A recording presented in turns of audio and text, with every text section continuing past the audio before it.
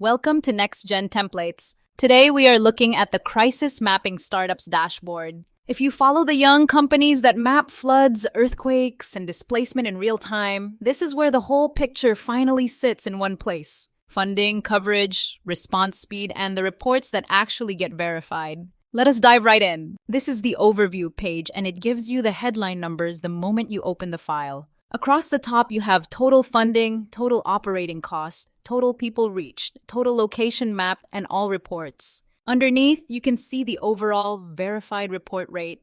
Then, all reports against verified report, count by crisis type, operational deployments against completed deployments by deployment status, and verified report rate by startup. On the right, you have slicers for month, crisis type, platform type, and deployment status, so you can narrow the whole page down in a click. Now let us move to the crisis coverage page. This is where you see where the work is actually happening. People reached against locations mapped by crisis region shows how reach and ground coverage move together. Next to it, all reports against verified report count by country tells you which countries generate the most field reporting. Then AVG, response time by severity, which shows how quickly the most critical situations get answered, and total people reached by crisis type, so you can see which emergencies touch the most lives. Next up, we have startup analysis. This page is about the companies themselves. Total funding against operating costs by startup shows who has raised the most and what it costs them to run. Operating cost share by funding stage tells you how spending is spread from pre-seed all the way to Series B.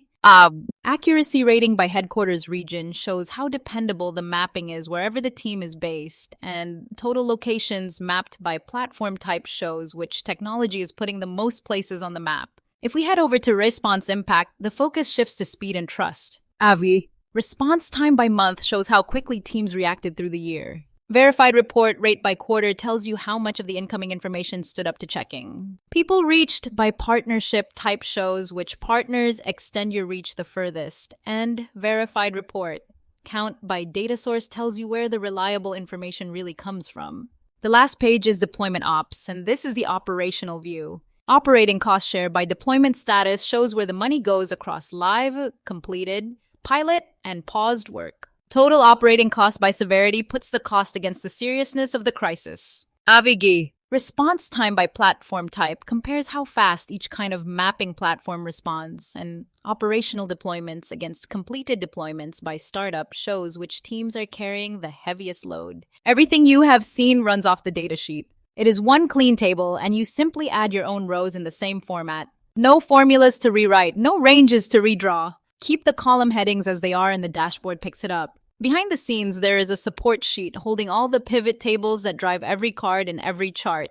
Once you have updated your data, go to the Data tab in the ribbon and click Refresh All. Everything updates at once. You can keep that sheet hidden. You can download this dashboard from the link in the description. Visit nextgentemplates.com to explore hundreds more ready-to-use Excel, Power BI, and Google Sheets templates. Thanks for watching.